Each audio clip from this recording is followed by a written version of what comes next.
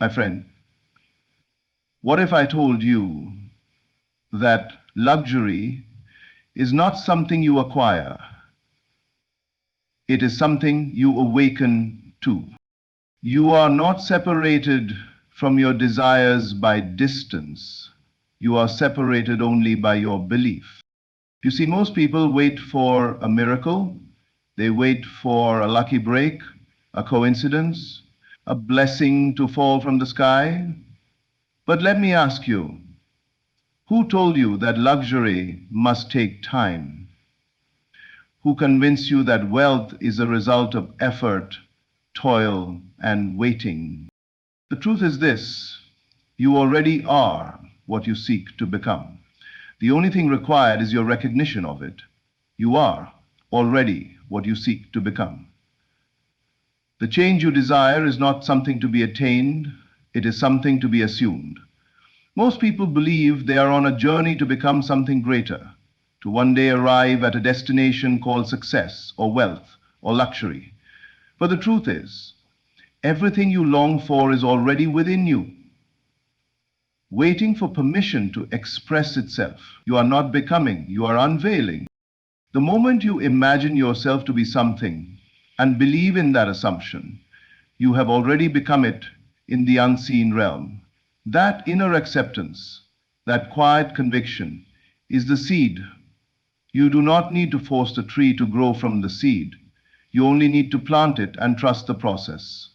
In the same way, once you assume the identity of the person you desire to be, wealthy, powerful, fulfilled, that assumption begins to harden into fact. The world will always reflect what you accept as true about yourself. It may seem invisible at first, but nothing is ever created outside that wasn't first conceived within. You do not chase luxury, you embody it. You do not beg for opportunities, you attract them. The outer world rearranges itself around the image you hold of yourself, and when that image becomes stable, unwavering, and alive with feeling, your environment must comply. There is no need to wait for proof. The proof comes after belief, not before it. Faith is not hoping, faith is knowing. And once you know who you are, you will not ask when it will come. You will understand that it already has. Your task is not to try harder, but to imagine more precisely and feel more deeply. When you close your eyes and see yourself as the person who already possesses everything they desire, and when you feel that reality as real, you step out of the world of waiting and into the world of being.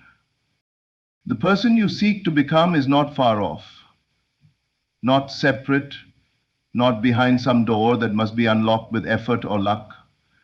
That person is you, now, clothed in the garments of faith and imagination. You are not on the path to becoming rich. You are rich the moment you feel it to be true. The gap between where you are and where you want to be is not space, it is belief. And belief is a choice. Time is an illusion, consciousness is instant. What appears to unfold across days, weeks, or years in the visible world has already taken place in the unseen, the moment it is fully accepted in consciousness. Time, as we know it, is a tool for measuring appearances, but it has no authority over creation. The real work is not done in hours or effort. It is done in a moment of awakening. People often ask, how long will it take? But the deeper question is, how long will you take to accept that it's already done? The delay is never in the manifestation. It is in the acceptance. The moment you shift your state of being, the unseen forces that shape this world begin to move. The change is not gradual, it is immediate.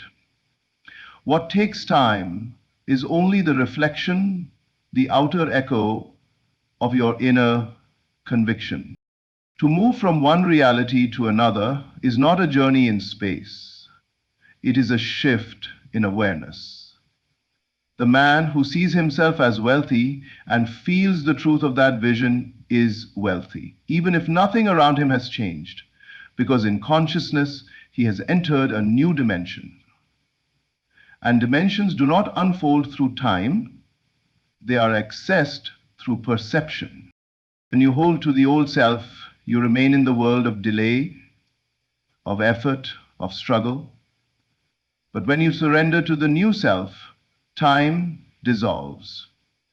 What seemed impossible a moment ago becomes inevitable because you are no longer looking forward, you are living from it. You are not walking toward a better life, you are walking in the life you have already chosen. The 48 hours is not a measure of minutes ticking away. It is a symbol of urgency, of immediate inner transformation.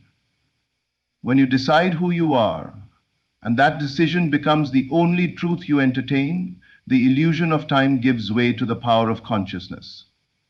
All things are present, all states exist, and the one you occupy determines your experience.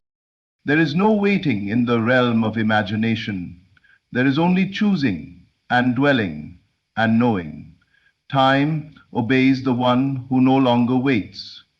Creation responds to the one who lives from the end. Your imagination is divine power.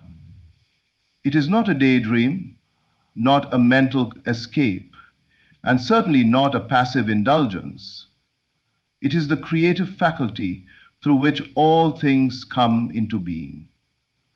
Every form you see, every structure built by hands, every invention, every empire began first in the invisible workshop of the mind. The world is simply imagination made visible. This is the sacred truth most overlook. Imagination is not imitation, it is creation. When you imagine something with clarity and feeling, you are not pretending. You are planting. You are sowing a spiritual seed into the soil of consciousness.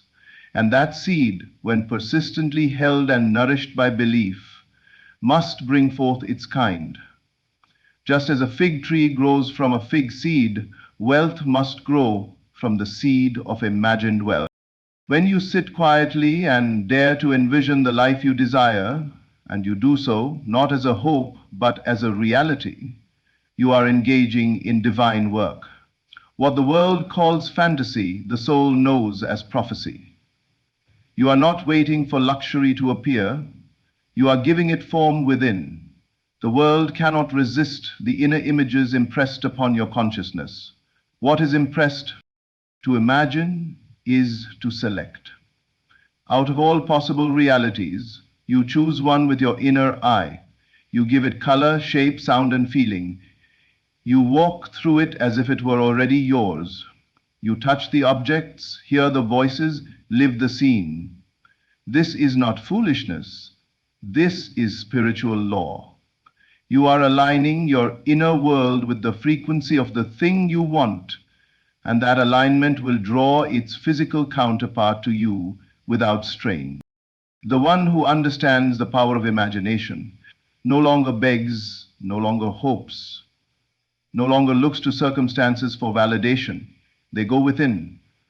They close their eyes and create.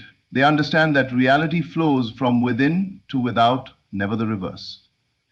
They know that to change the outer world, they need only change the picture they hold within. You do not need to manipulate people or struggle to make things happen.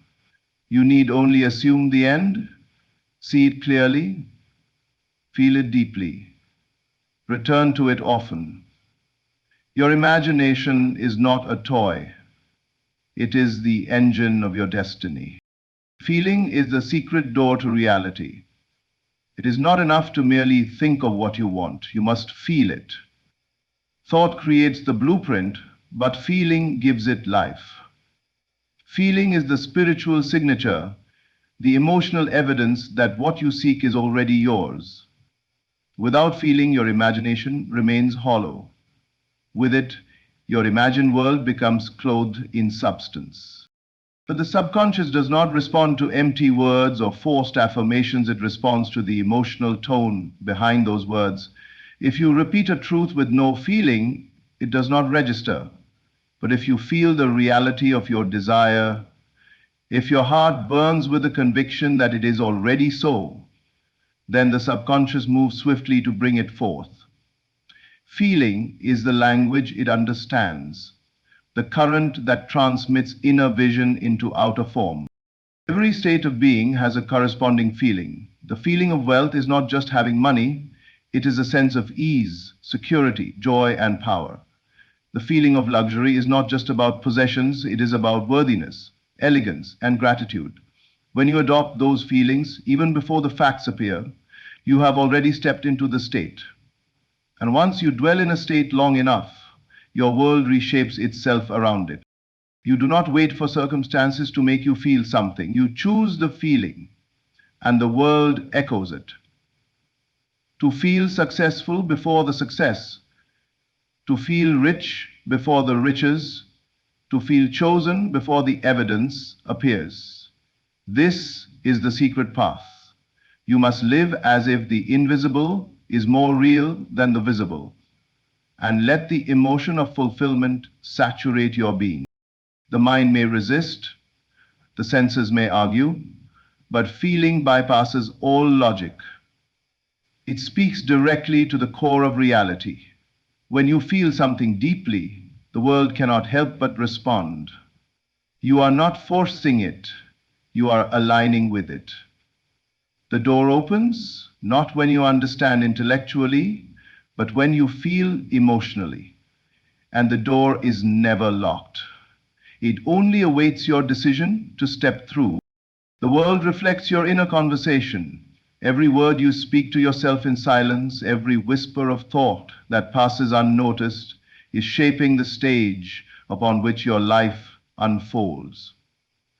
What you consistently affirm within becomes the reality you experience without. The outer world is not independent of you.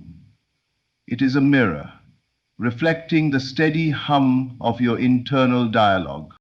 If you walk through the day thinking, "Nothing ever works out for me," then no matter how many opportunities arise, your subconscious will filter them out or sabotage them before they take root.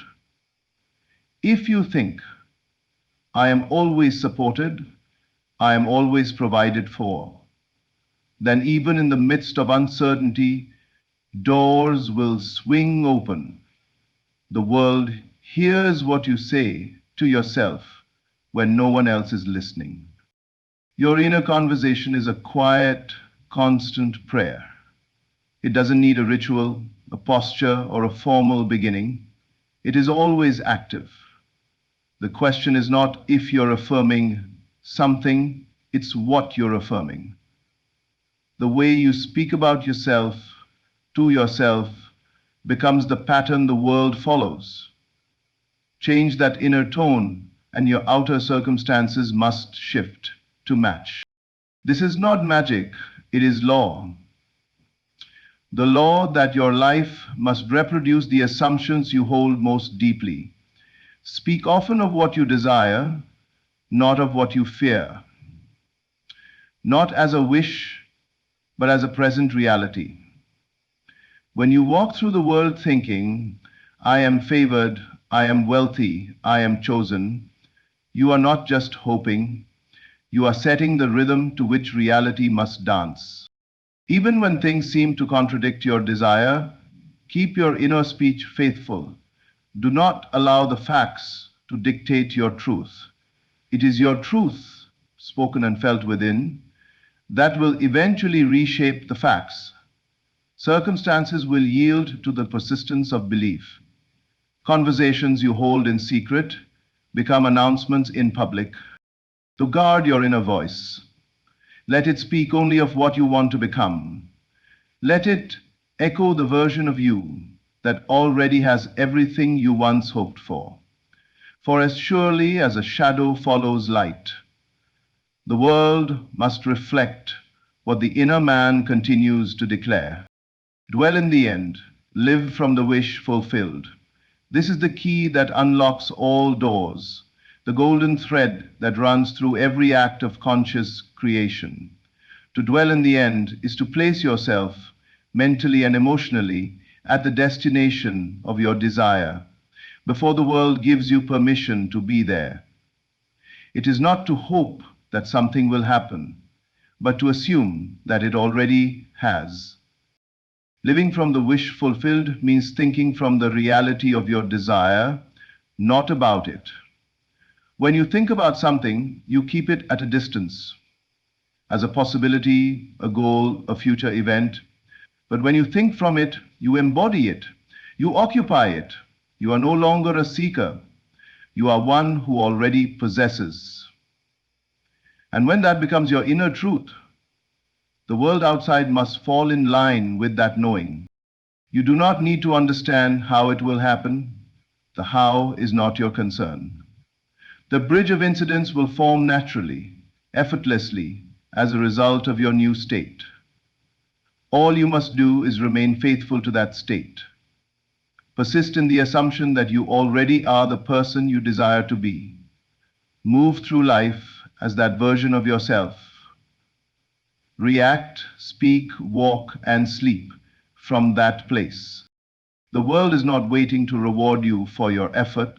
It is waiting to reflect your consciousness. The riches you seek, the opportunities you desire, the life you dream of, they already exist, but only become visible to the one who dwells in their vibration. When you live from the end, you activate a new timeline, a new dimension of reality, where all that you've imagined is not only possible, but present. It may feel unnatural at first. You may be tempted to check the facts, to look for evidence. But faith does not check. Faith knows.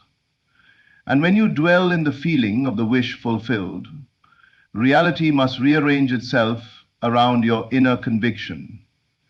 Every action you take, every word you speak, will flow naturally from that state, without effort or strain.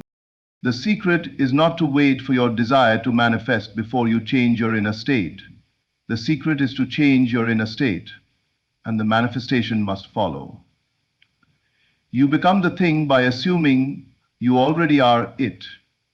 And when you make that assumption, your dwelling place, when you return to it again and again with feeling, you make the invisible visible. Faith is not passive belief. It is active, disciplined loyalty to an inner vision that contradicts what the senses report. When you decide to see what is not yet visible, to feel what has not yet materialized, and to persist in that feeling regardless of outer appearances, you are walking in true faith. This is not blind hope. It is inner certainty. You are not wishing for luxury. You are dwelling in its reality before it has a chance to show itself. And as you remain loyal to that invisible truth, the visible world must conform. Faith does not need evidence to act. It acts from knowing. And that knowing becomes the cause of what the world calls miracles. Every emotional and mental state you occupy has a magnetic quality. It attracts like conditions, people, and experiences. When you inhabit the state of lack, even if you affirm wealth with your words, you will continue to attract more lack. But when you rise into the state of abundance and truly feel it to be your reality, regardless of what's in your bank account, that state begins to summon its reflection into your world. It is not your words, but the state behind them that creates. You are not here to fix external problems. You are here to change the inner atmosphere. Shift the state, and everything else must shift with it. The moment you argue with reality, resist what is, or try to force change, you slow the process of manifestation. Resistance creates tension, and tension blocks the flow of creative power. But when you accept, not the current conditions, but the truth of your imagined end, you allow the power to move freely. Acceptance is not resignation, it is spiritual mastery.